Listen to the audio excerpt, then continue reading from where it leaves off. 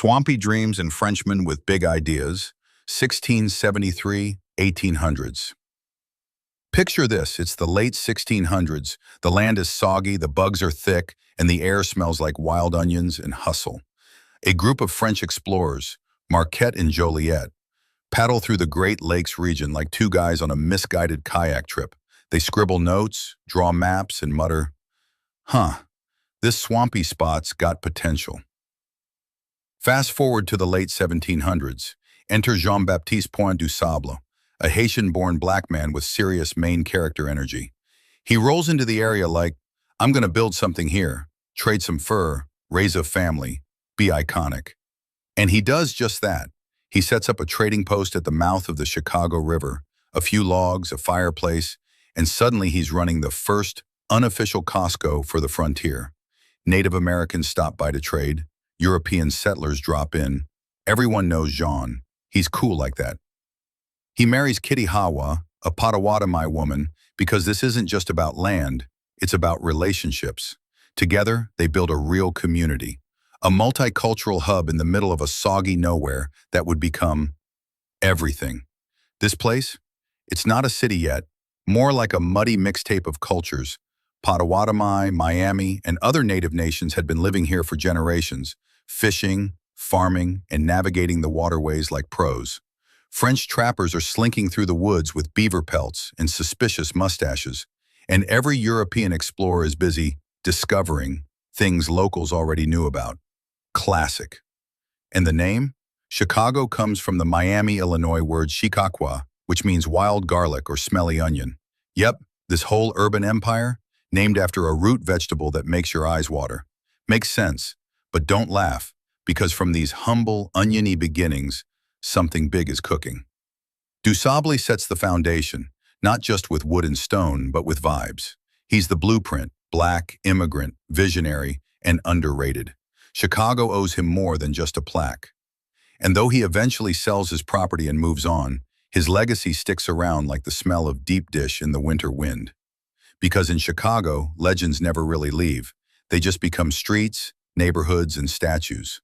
Du Sable walks so the skyscrapers can run, and so the deep dish can rise. Let's build a city, 1803, 1850s. In 1833, Chicago has about 200 people. By 1850, almost 30,000. That's not growth. That's a population mic drop. Suddenly, this muddy outpost becomes a bustling, beer-soaked, sausage-filled, melting pot with attitude. Neighborhoods start forming along ethnic lines. The Irish build canals and churches while arguing about politics, still true today. The Germans bring beer gardens, bratwurst, and the concept of Sunday being a serious food day. The Poles bring pierogi and faith, raising churches like they're competing with the sky. The Italians set up shop with brick ovens and tight-knit communities. African Americans, though still limited by harsh laws and prejudice, begin laying cultural roots that will later grow into something powerful. Oh, and meat. So much meat. The Union stockyards open in 1865 and turn Chicago into the bacon-scented belly of America. It's smelly, chaotic, and legendary. Livestock from across the country ends up here. And yes, it's where the phrase, everything but the squeal, comes from. Chicago didn't waste anything, especially when it came to profit. Meanwhile, the city is still wild at heart. Horses bolt down the street for no reason. Fires break out constantly because everything's made of wood. There's one working lighthouse and 300 bars, priorities. But the most important thing? Chicagoans believe in this place. They've barely got sidewalks and already they're dreaming of skylines. The attitude is, we're not fancy yet, but we're getting there. Watch us. The Fire and the Phoenix, 1871. By morning of day 2, people were fleeing across the river, carrying whatever they could, mattresses, pianos, entire loaves of bread like it was the end of the world. The river? It caught fire too. Yeah, the river. Because this is Chicago, and of course, the water burns.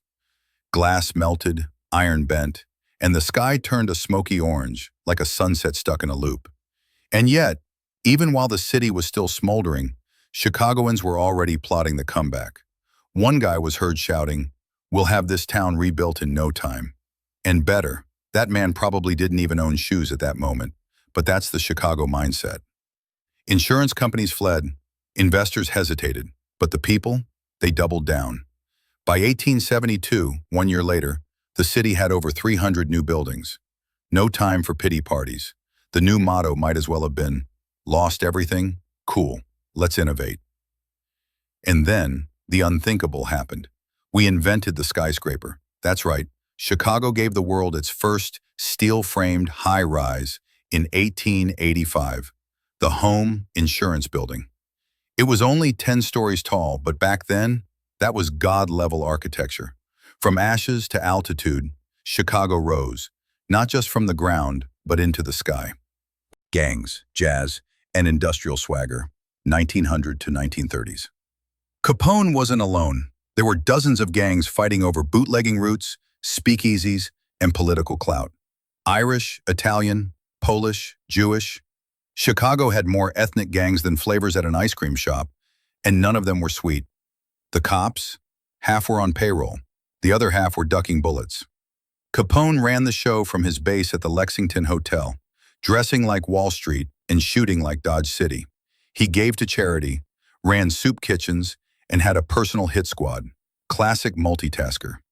Meanwhile, the city's skyline starts reaching for the heavens. Architects like Louis Sullivan and a young Frank Lloyd Wright begin bending steel and glass into something poetic. The Tribune Tower competition draws designs from around the world, and the winner? Pure Gothic drama. Like Notre Dame joined a gym. And while the skyline rises, the streets hustle. You've got factory workers by day, bootleggers by night, and poets scribbling on backroom napkins while jazz saxophones scream through smoky air. Chicago in the 20s is chaos in a three-piece suit. Grit, labor, and the heart of America. 1940s through 60s. The heartbeat of Bronzeville. Soul food in Bronzeville. If Chicago has a soul, Bronzeville is where it sings.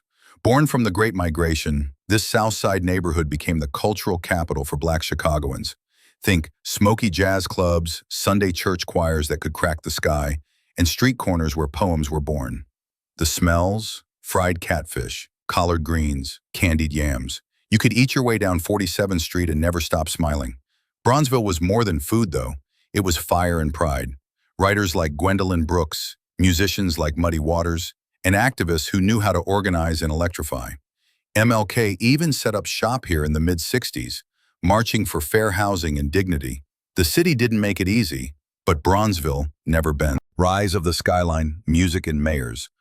1970s, 1990s.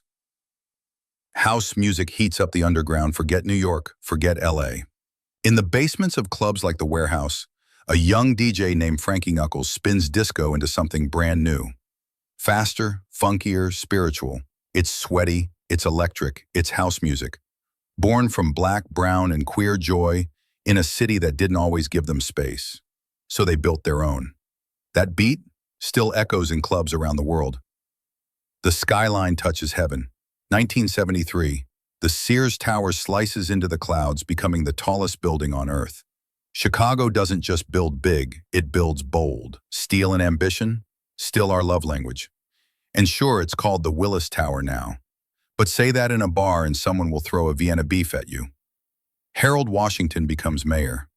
1983, Chicago makes history. Harold Washington, brilliant, bold, and unshakable, becomes the city's first black mayor. He faces fierce resistance but reshapes city politics with grassroots fire and a coalition of working-class Chicagoans.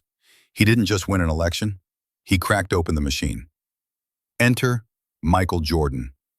1984, a rookie shows up, freaking Jordan. He makes the Chicago Bulls a global phenomenon. 6 rings, 1 dynasty, and an entire city that still can't stop saying, remember the '96 team?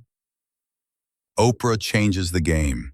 She arrives in 1984 with a daytime talk show filmed right here.